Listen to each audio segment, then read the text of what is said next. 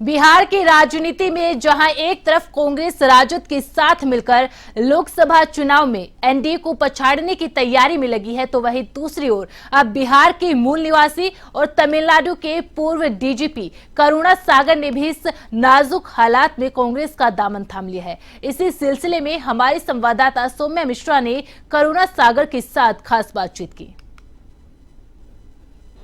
आज कांग्रेस में एक और नई ज्वाइनिंग हुई है।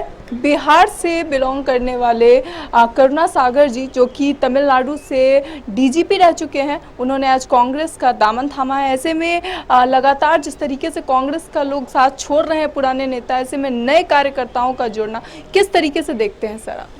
देखिए, देश की जो इस समय राजनीतिक हालात हैं वो विचलित करने वाले हैं और देश का हर वो नागरिक जो इन चीज़ों को देख रहा है, समझ रहा है, वो पीड़ित है, वो दुखी है, वो चाहता है कि इसका विकल्प हो। और इस देश में सबसे मजबूत विकल्प अगर कोई पार्टी है तो कांग्रेस पार्टी है। अभी की स्थिति में देखा जाए तो कहीं ना कहीं मजबूत दूसरी तरफ है कि वो पुरानी पार्टी है, लेकिन नई पार्टी की अगर हम बात करें तो अभी नए हालात जो कह रहे हैं वो ये कह रहे हैं कि कांग्रेस की स्थिति गंभीर नहीं। देखिए, आप इस चुनाव का परिणाम आने दीजिए और आप देखिए कि कांग्रेस एक बहुत ही मजबूत स्थिति में आएगी। और सिर्फ एक कांग्रेस की बात नहीं है, ये पूरी इंडिया गठबंधन की बात है, क्योंकि इंडिया अलायंस के जितने भी पार्टनर्स हैं वो अपने अपने क्षेत्रों में बहुत मजबूती से परफॉर्म कर रहे हैं। मैं बिहार से आता हूँ, मैंने बिहार का माहौल देखा है, तो ये ओवरऑल एक लोगों में जो नाराजगी है, जो गुस्सा है मौजूदा सत्ता पक्ष के लिए, वो इस चुनाव में जनता मुखर होकर वोट देने में दिखाएगी। सर, गुस्सा पहले भी था, क्योंकि मैं भी बिहार से हूं, तो इस बात को मैं बखूबी जानती हूं किस तरीके से आरजेडी को लेकर के जनता के मन में यह है कि जंगल राज था। तो उसे आप किस तरह से देखते हैं, क्योंकि अब कांग्रेस उन्हीं के साथ गठबंधन में?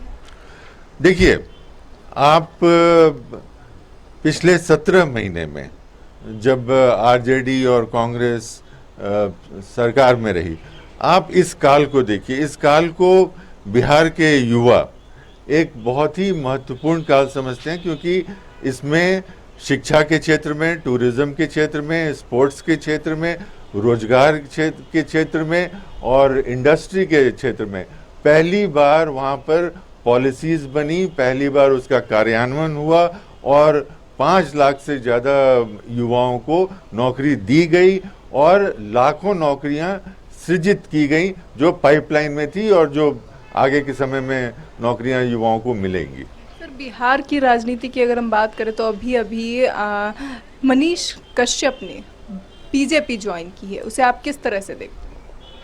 देखिए, कोई भी व्यक्ति किसी भी पार्टी को ज्वाइन करने के लिए स्वतंत्र है और जो जिसकी विचारधारा जहाँ पर कंफर्टेबल लगती है वैसी विचारधारा को लोग ज्वाइन करते हैं। क्या लगता है आपको कि इंडिया गठबंधन आएगा तो क्या सब प्रोग्रेस, क्या सब बदलाव बिहार में लाए जाएंगे? देखिए, इंडिया गठबंधन का जो मुख्य विषय है इस चुनाव में किसी व्यक्ति के खिलाफ नहीं है, ये मुद्दे की बात है और आम आदमी के मुद्दों की बात है।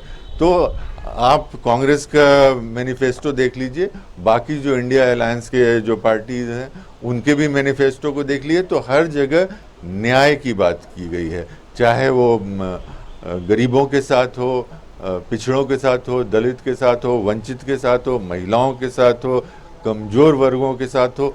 तो हर वर्ग के प्रगति के लिए ये इंडिया अलायंस बिल्कुल मजबूती से लड़ रहा है और कांग्रेस उसमें एक महत्वपूर्ण भूमिका में है।